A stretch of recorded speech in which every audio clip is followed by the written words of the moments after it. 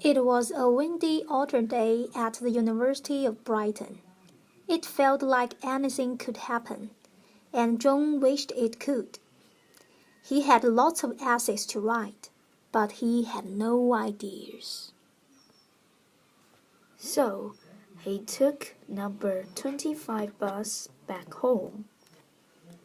On the way, he was sighing on the bus, when suddenly something shining attracted him near the Royal Pavilion. He was so curious about it that he decided to have a look. Then he stepped into the palace, and the portrait of George IV was shining brightly.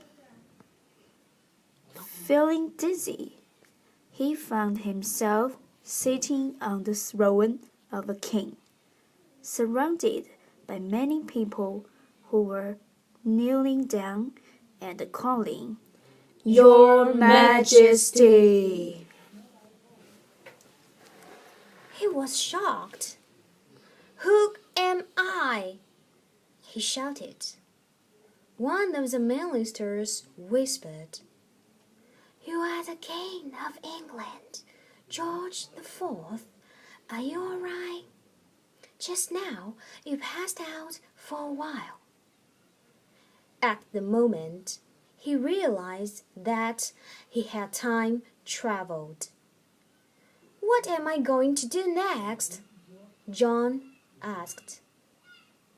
The man, whispering to him, said again, "We are discussing about choosing someone to write an autobiography for you."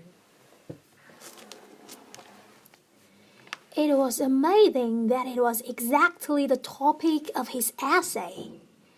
"All right, I don't care who will be chosen to write it as long as it completed within 2,000 words in 2 days," John said in delight.